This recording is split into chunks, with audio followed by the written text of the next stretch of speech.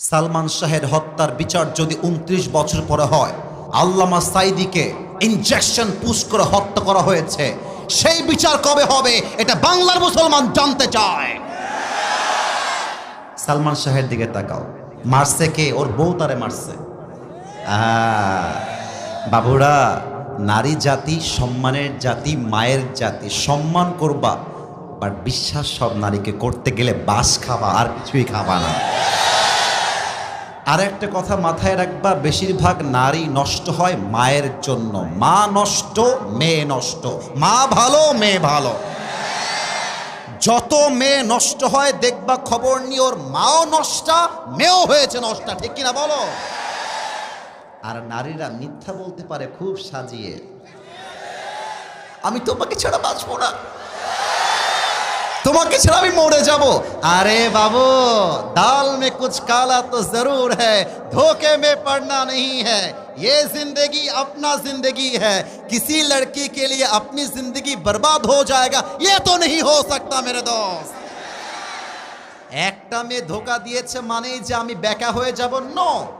আরে ওর জন্য একটা বিয়ে জায়েজ, আমার জন্য 4টা বিয়ে জায়েজ। ও একটা করবে, আমি 4টা করে দেখায় দিব, পরোয়া টাইম নাই। 29 বছর পরে ইনভেস্টিগেশন করে আপনার সালমান শাহের খুনি বের করছেন, আর বাংলাদেশের কোরআনের উজ্জ্বল নক্ষত্র, কোরআনের পাখি আল্লামা সাঈদীকে জেলখানায় ঢুকিয়ে 12টা বছর নির্যাতন করে শহীদ করা হয়েছে। এর বিচার কবে হবে? আমরা জবাব চাই। বাগমারার ভাইরা বলেন।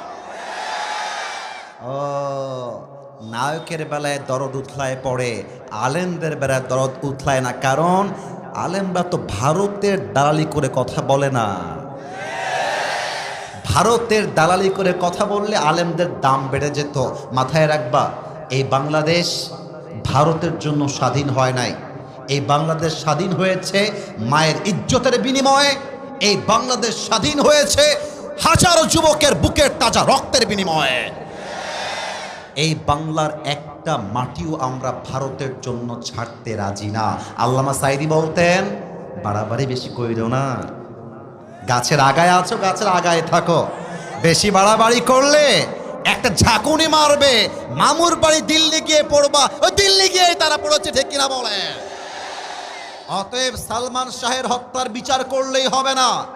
আমার এই বাংলার মাটিতে যত আলেমকে গুম করা হয়েছে, যত আলেমকে নির্বিচারে হত্যা করা হয়েছে, প্রত্যেকটা হত্যাকারীকে বাইতুল মুকাররমের সামনে দাঁড়িয়ে ফাঁসির কাস্টে ঝুলিয়ে হত্যার রায় পাশ করতে হবে। হাত তুলে বলো সবাই, ঠিক কিনা?